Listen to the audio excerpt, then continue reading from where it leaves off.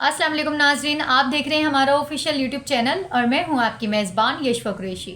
जी नाजरीन, इस वक्त हमारे साथ मौजूद है इमरान रियाज खान, जो हमें बताएंगे कि इस वक्त मुल्क की सियासत में क्या चल रहा है। मज़ीद तफसलात जानते हैं इमरान रियाज खान से।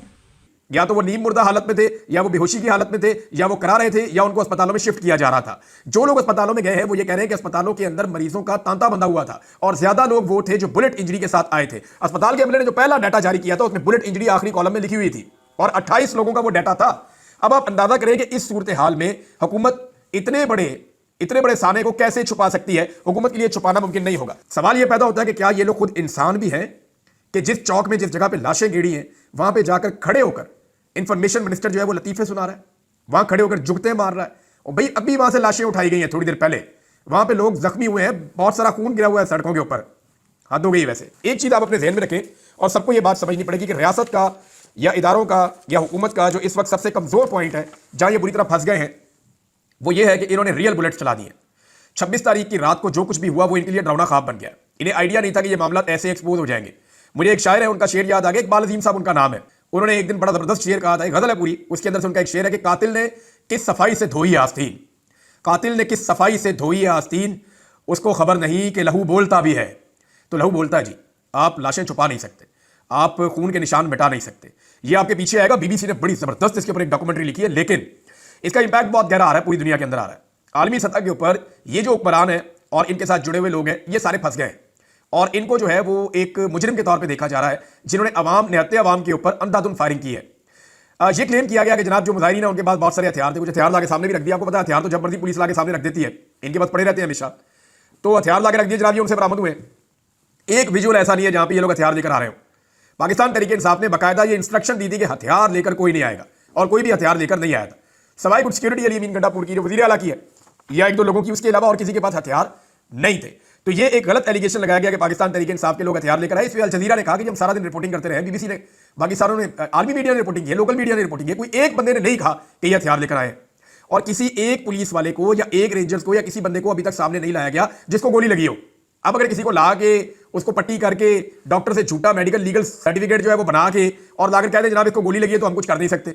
लेकिन वकूए के ऊपर एक भी ऐसा वाकया या एक भी ऐसी चीज रिपोर्ट नहीं हुई, जबकि अब तक दर्जनों लोगों की वीडियोस और तस्वीर आ चुकी हैं जिन्हें गोलियां लगी हुई थी। बीबीसी की रिपोर्ट बहुत इंपॉर्टेंट है, उसके कुछ हिस्से में आपको पढ़ के सुनाता हूं, आप हैरान रह जाएंगे।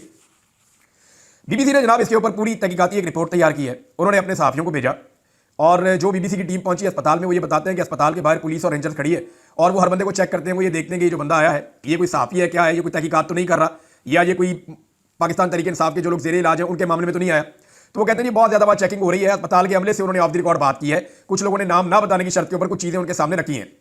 उन्होंने पॉलीक्लिनिक अस्पताल और ट्रिम्स अस्पताल दोनों का उन्होंने रुख किया है। और पहले जो वो अपना डाटा बता रहे हैं, एक अस्पताल का बता रहे हैं, ये पॉलीक्लिनिक अस्पताल है और ये बताते हैं जनाब के यहाँ पे 3 अफराद की लाशें मौजूद थी, जिनमें से एक की लाश जो है वो बुध की रात तक मुर्दा खाने में मौजूद थी। 2 लाशें जो है वो लवाहिकीन के हवाले कर दी गई हैं, जबकि दूसरे अस्पताल से जो अभी तक वहां पे अमले ने बताया कि 2 लाशें वहां से भी लवाहिकीन के हवाले की गई हैं। जबकि पाकिस्तान तहरीक इंसाफ कह रही है जो मौके के ऊपर जिन लोगों की डेथ हुई थी उनको डायरेक्टली उनके इलाकों में रवाना किया गया है। तो इस तरह पाकिस्तान तहरीक इंसाफ ने जो फिगर दिया है, यानी अभी वो अपना डाटा कंपाइल कर रहे हैं, तहरीक इंसाफ अपने हर इलाके से चेक करेंगे कौन कौन से बंदे मिसिंग हैं, फिर उनको जो है वो गिरफ्तार होने वालों की लिस्टों के अंदर चेक कर रहे हैं, और जो बंदे लापता होंगे वो कहां गए उसके ऊपर फिर तहरीक इंसाफ अपना एक डाटा जारी करेगी कि हमें इतनी लाशें मौसूल हो गई हैं और ये बुलेट इंजरी हुई थी, हमारे इतने जख्मी हैं, इन्हें गोलियों से जख्म लगे हैं, और इसके अलावा हमारे इतने लोग जो है वो लापता हैं जिनके बारे में हमें नहीं पता कि या उनको मार दिया गया है या उन्हें लापता कर दिया गया है, और इसके अलावा इतने बंदे हमारे गिरफ्तार हैं और वो फलां फलां जेलों के अंदर या फलां फलां थानों के अंदर बंद है। पाकिस्तान तहरीक इंसाफ इसके ऊपर काम कर रही है, लेकिन बहुत दबाव है। तहरीक इंसाफ के ऊपर इतना दबाव शायद कभी नहीं था जितना दबाव अब है कि आप कुछ भी करें इस मामले को दबाएं, और तहरीक इंसाफ के अंदर बहुत सारे लोग इस पे काम कर रहे हैं। एक काम होगा और बड़ी बारीक वारदात है जिस पे काम हो रहा है। पाकिस्तान तहरीक इंसाफ को एक डाटा दिया जाएगा और जिन बंदों को डाटा दिया जाएगा वो आप समझ लें जैसे ये है वजीर आला खैबर पख्तूनख्वा के साथ जो होता है वो बैरिस्टर सैफ, इस तरह के लोगों को एक डाटा दिया जाएगा कि आप ये डाटा पब्लिक कर देंगे, ये बंदे आपके मारे गए हैं, और वो डाटा पब्लिक कर देंगे। उसके बाद उनमें से 5-6 बंदे लाकर सामने खड़े कर दिए जाएंगे हुकूमत की जानिब से। ये जरा समझ लें आप, ये हुकूमत और सिस्टम एक डाटा दे रहा है जो आने वाले वक्त में पाकिस्तान तहरीक इंसाफ के लोग सामने लेकर आएंगे। तहरीक इंसाफ को मैं पहले बता रहा हूं कि ये काम हो रहा है, और इससे अगर आपने बचना है तो अभी आप तैयारी कर लें। तहरीक इंसाफ के बंदे एक डाटा लेकर आएंगे, जनाब ये बंदे हमारे मर गए, और वो डाटा तहरीक इंसाफ को दिया होगा किसने? सिस्टम ने। सिस्टम से एक डाटा निकलेगा और तहरीक इंसाफ के पास पहुंचेगा, और सिस्टम के जो आलाकार हैं तहरीक इंसाफ के अंदर वो उस डाटा को बताएंगे जनाब ये डाटा है।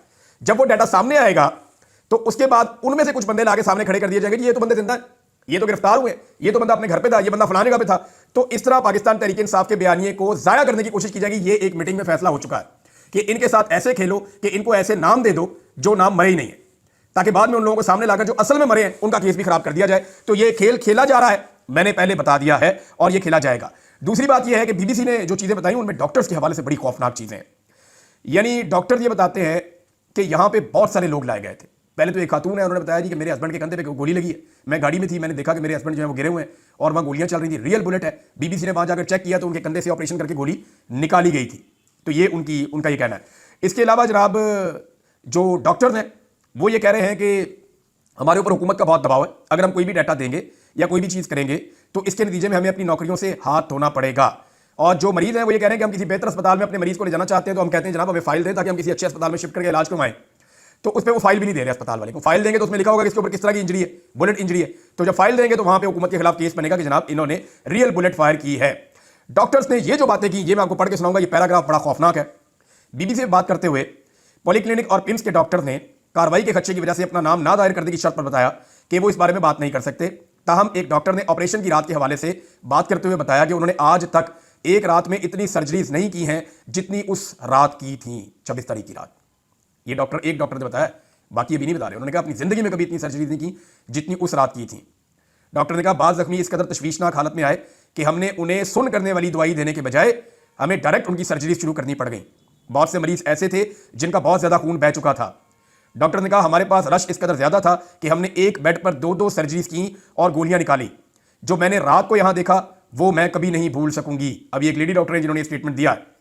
अब जनाब जब अताउल्लाह तारड़ से पूछा जाता है तारड़ से कि जनाब ये आपने क्या किया, तो वो डिनाई करते हैं हमने तो एक भी गोली नहीं चलाई।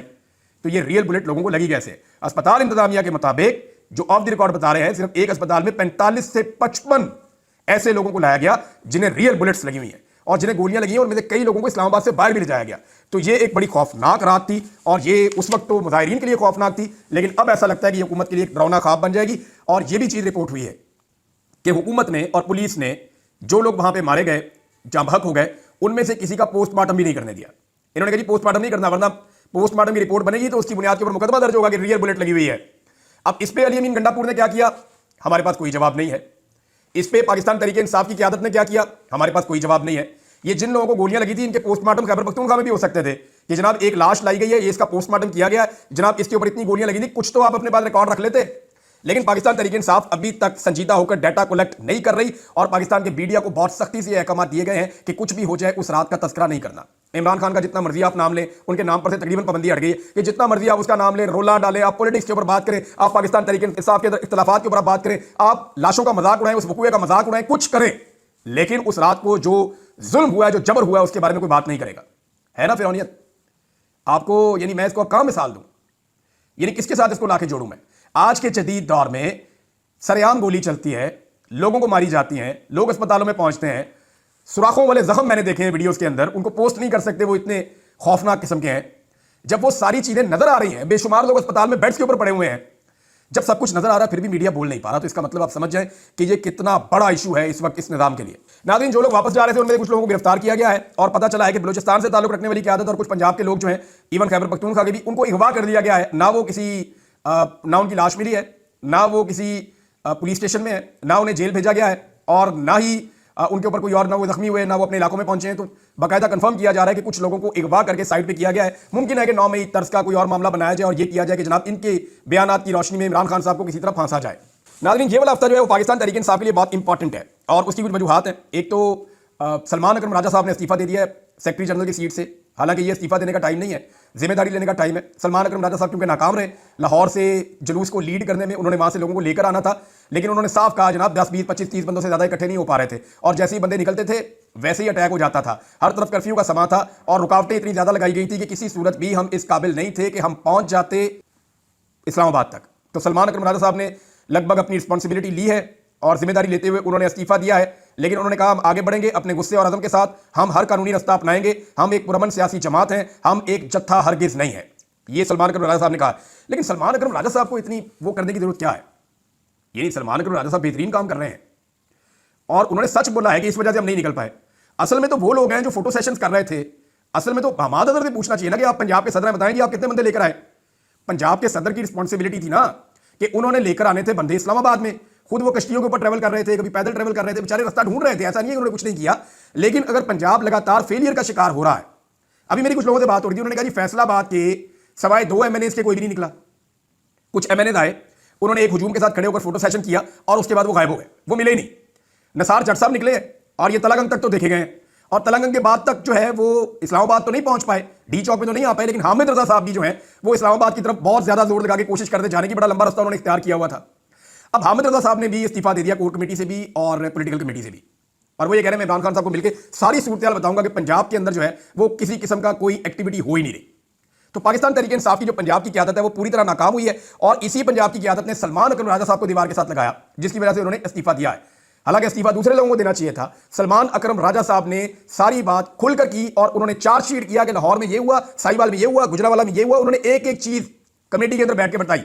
तो जब उन्होंने बताई तो फिर उनके ऊपर अटैक कर दिया, पुराने जितने घाघ लोग बैठे हुए हैं पाकिस्तान तहरीक इंसाफ में अपनी ग्रुपिंग बना के, उन्होंने सलमान अकरम राजा साहब पे अटैक किया। और फवाद चौधरी साहब को सलमान अकरम राजा साहब पे क्यों गुस्सा है? लेकिन फवाद चौधरी साहब को मैं आपको एक चीज कंफर्म कर देता हूं कि चौधरी साहब ना बड़े यारबाश आदमी है। हमाद अजहर और फवाद चौधरी ऐसे है, हमाद अजहर को तकलीफ होती है तो फवाद चौधरी को तकलीफ होती है, फवाद चौधरी को तकलीफ होती है तो हमाद अजहर को तकलीफ होती है। ये दोनों आप ये समझ लें ये यक जान दो कालब है।